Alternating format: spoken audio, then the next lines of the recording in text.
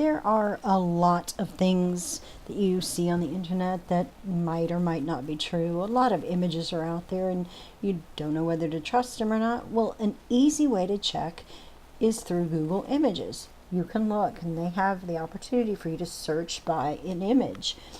So it gives you the place to upload them. We're going to do that. Let's take a look at one image we might want to check out.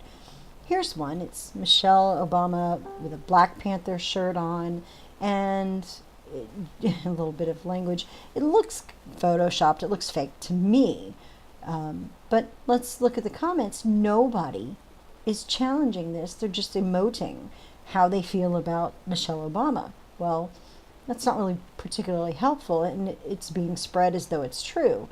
So we could do a right click and save as image as, but that tends to give me this web page thing, and it doesn't work the way it used to on Google+. So I'm just going to hit Control Print Screen together, and then I'm going to go down here to Paint. I've opened up a Paint document, and I'm just going to paste that in there. What I'm going to do is I'm going to cut this whole page down just to get the image. I'm going to isolate the image. I'll get it selected, and then I'll move to the top of the page here. Move that guy while he's still selected all the way to the top left corner. Then I'm going to click out so it stops selecting. Go down to the bottom right corner. I'm going to look for this little dot. It's going to shrink the page for me. And then I can go up and save it. And I'm going to save it something easy to find so that I can delete it when I don't need it anymore. 001. I'll start with that. And then Michelle Black Panther shirt. Maybe that's it. That'll be easy to find and it won't be anything ambiguous. Oh, I probably want to spell that correctly. Then we'll save it. And then we will go to Google. So we'll hit the Google Images page, we'll search by the image and upload it. What we're doing now, I've got it right there in the front. We're just going to double click that and Google goes to search for it. Gives us the nearest guess they have is Michelle Obama Black Panther shirt. Based on what I labeled it, based on what it's looking like. So we'll go and look at the Snopes article, we'll open that, but let's keep looking. Maybe Snopes isn't a good source for some people. Yes, and we have Michelle Malkin. We'll have an article there, and maybe she has something with that shirt. You can see that shirt is a little different in these images anyway.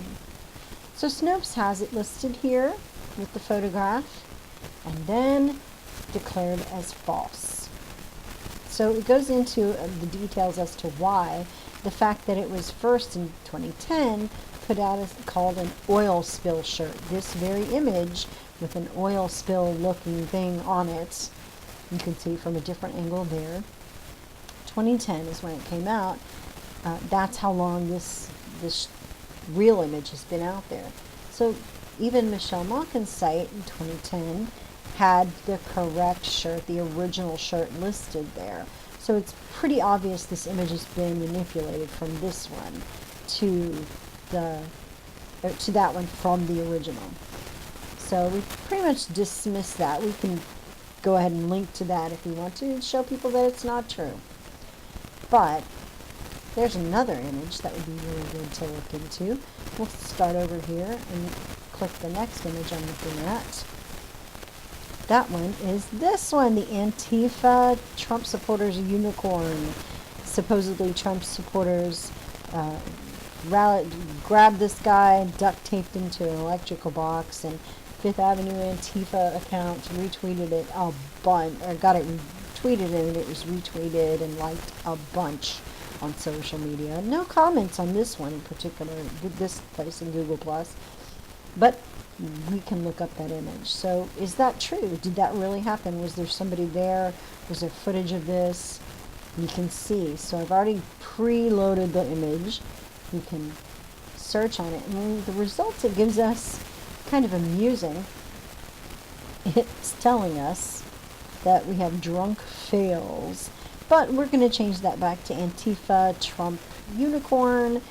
And now we start to get some useful links. There's the Snopes link for this. Did Nazis tape an Antifa member to a box? And the next one is Fellowship of the Mind link. We'll look at that too. We'll open it to see. Open those tabs and then we'll look. Here is Snopes report. Did Nazis do this? And they say false. So it's apparently it turns out that it's an art installation of human stickers is what it's called. And there's an embedded video we can look at, and we'll just fast forward to the part where we can see this guy and click ahead and see where our unicorn is. And there he is. He's in on this. Obviously, he's smiling. This is not done by force by a bunch of people holding him down or beating him up. This is something he's a willing participant in. So there's more like that. And you can watch the video and see how the artist works and where his sort of thing is found. And you don't know why. That was taken to a different context, except it serves someone's narrative, which is where most of these things come from.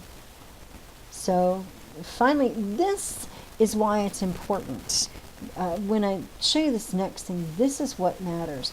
This guy showed up at our tea party back in 2009 with a sign and then decided to try to cover up what the sign said. It didn't say, "I work for you." This is his website's pathetic effect of a Photoshop.